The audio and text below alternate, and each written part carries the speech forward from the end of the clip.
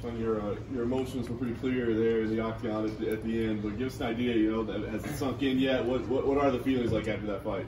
Oh man, it's huge. I went through a lot this training camp, just a lot of like medical stuff, just a lot of personal stuff, and it's a hard 8-week camp getting ready for court.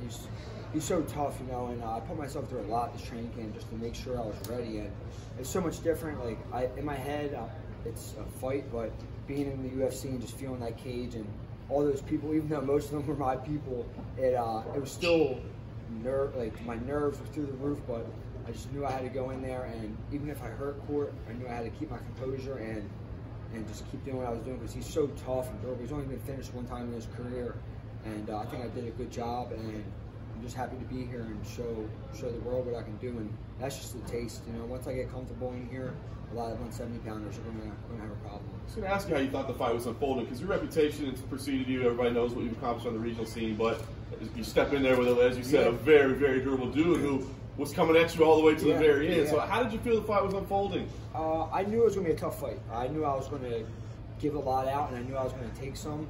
But I dropped him in the first round. I took him down in the second round. So I felt like I won every round. But he was coming forward the whole time. You know, he's so tough, and I knew that pressure was going to be hard to deal with. And I'm usually a pressure fighter going forward, but his pressure was just overwhelming. But I knew if I just kept cutting those angles and just doing what I was doing, I was going to win. We worked on just simple stuff this entire training camp.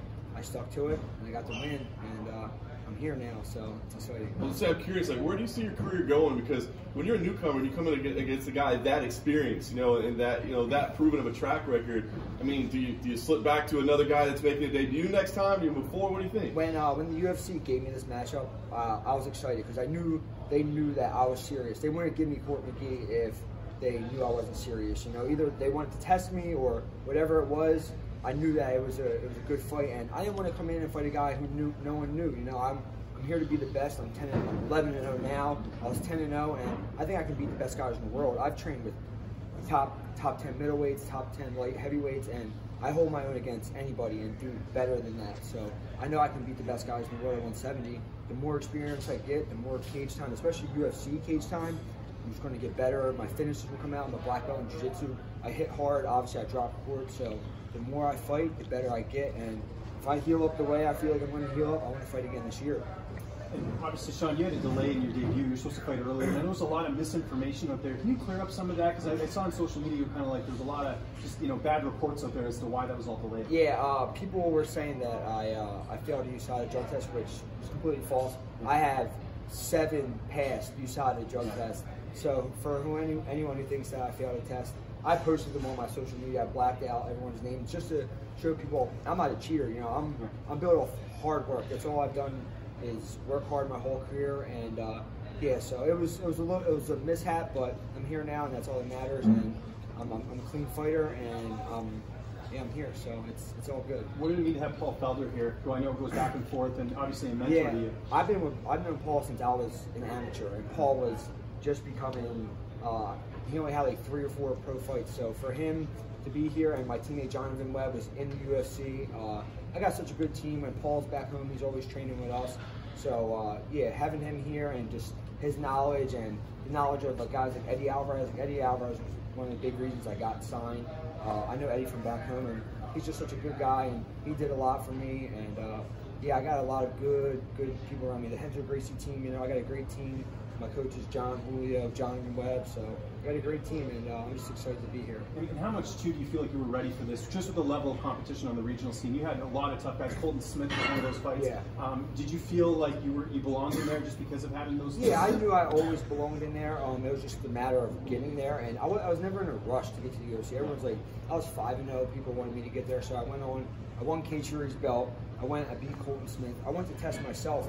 Now I felt like 10-0 was the perfect time to get in, and I got in at that time, and I'm ready. You know, like I said, I beat high-level guys. I've never had an easy fight. I'm always fighting guys who are 6'3". I'm 5'10" for 170, but I've never met anyone stronger than me in this weight class. So I've got a lot of tools to beat people. That's what I'm going to do. Sean, you're 11-0. You're the reigning CFFC champion. CFFC. Help me out. Yeah. CFFC. No, CFFC's, but there's a prison in Philly. People confuse Okay, it. So, you might be the prison champ too, whatever. You're one of the highly touted prospects. Do you feel like you get pressure because you're coming into the UFC with that much praise, other than, you know, some guys make the debut, no one knows who they are? Yeah, I knew I was going to have a lot of people watching me, and a lot of people probably want me to fail, but most people I know and the support I have is ridiculous. Like, my phone is probably about to break today from how much support I have. I probably had 250 people out there from Philly, so the amount of people I had here is just, I get nothing but really good energy. So yeah, I know I had a lot of people watching me and they went to see how I was going to do, and I think I passed everyone's test for flying colors. You know, court's so tough, and I went in there, yeah, I got hit a couple of times, but I think I dominated the fight, and I'm here to keep doing the same thing.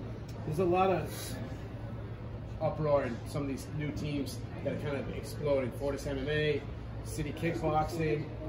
I've noticed that Renzo Gracie's Phillies are starting to produce really good from you, Jeremiah Wells, a lot of guys. Yeah, well, how soon until we start seeing 7, 8, 10 guys from your team? They're there. You know, they're just getting between Daniel Gracie, who's a real Gracie. He's Renzo's cousin. I have the best jiu-jitsu coach in Philadelphia. I think on the East Coast, besides Renzo, we have Renzo in New York. We have such a good team, especially out of Philly. We have our striking coach John, who's he's a diamond in the rough. No one even knows about him, but people will know. Just like you said, City Kickboxing, all those guys are blowing up. Our team's just going to do the same thing. We have Paul Felder when he's home, Jonathan Webb. We have guys fighting for Bellator, all these other organizations. So we got a lot of good guys, and the more exposed, the more they fight, the bigger it's going to get. We heard it at the open workouts. There was a huge crowd behind you. Obviously, it's your guys, but I feel like Boston in general has supported you throughout this fight as well. What was that like, being a Philly guy coming to Boston and getting the support that you got tonight? Yeah, it was big, man. That's why I had the American flag, the Irish flag. You know, I'm almost 100% Irish. I love my Irish heritage, and Boston's just it's right here. You know, I would love to fight in Philly, but Boston was the next best thing. So I had them behind me, and it was huge. I just got to film my girlfriend. She said all the Boston people were going nuts. So it has to do with it last night. Oh, yeah. Yeah, but it probably has a big thing to do with that. I know when I got on stage and my people were cheering Brady, Dana gave me a nice little smile. So I think he likes my last name. So it's pretty cool too. Is there anybody on because of the delay, and you just got your first win? Obviously, you don't want to rush into anything at this point. But do you want to just try to get as many fights in as possible at this point? Yeah, as long as I'm not one to rush things. I'm healthy. I want to fight, and I feel good right now. Obviously, I'm a little sore from the fight, but I want to fight again this year. I've always kind of got healthy. I trained really hard, so it's kind of been a blessing and a curse. I've gotten hurt, and then I felt good, and I've gotten hurt. But if I can stay healthy, I want to fight 3-4 times a year. So I've only got 2 in this year. If I'm healthy and I'm good to go, I want to get another one this year. So I'll go home, I'll take a couple of days off. I'll be right back in the gym. It's what I love to do. It's my job. Is there anybody that makes sense for you that you're looking at right now? Not just as a trash talker, but just for I'm not that guy. You know, whoever the UFC wants to give me. Obviously, I don't want a guy below court. I want a tougher guy. I want big tests. You know, I'm here to fight the best guys in the world. I'm not here to fight guys who are just kind of there. You know, I want to prove I'm the best. And if I'm not the best, then I won't be here. You know, I want to fight the best and prove I'm the best. Is 170 going to be your home for a good long while, or are you open to 55? I was 191 pounds this morning. I'm not a 155 pounder. You know, I'm shorter for the division, but I've never been taken down in my career. I have power in my hands. I have amazing wrestling. I could have made 55 if I cut my left leg off. So my right leg, left leg, either leg. I'm not making 150. If they did 165, I could make 165. Yeah, but 155 is never going to happen. Like I said, I was 190 when they weighed me on the scales backstage. So that's 20 pounds in 24 hours. Yeah, that's fantastic. You look in great shape. Is this the best shape you've ever been in? Yeah, it's the best shape. Like I said, I'm in the gym 24/7. It's what I love to do. I'm a workhorse, and I'll be back.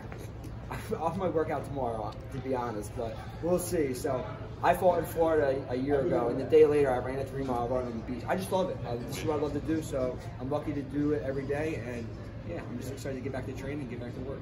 How hard is it mentally to be in a fight like that where you're hitting him with everything and he's still getting back up? I knew that was going to be the case. You know, I knew even if I dropped him like I did in the first, I knew I didn't want to jump in there and try to beat him and finish him with ground and pound, because then I could get tired myself. You know, just the nerves alone made me tired.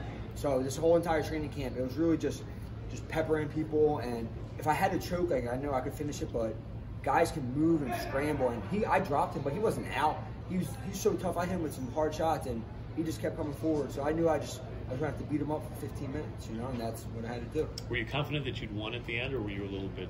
I knew I won. I mean, I dropped him, like I said. I think he was definitely coming forward, but I think I hit him with a lot more shots, so I was confident.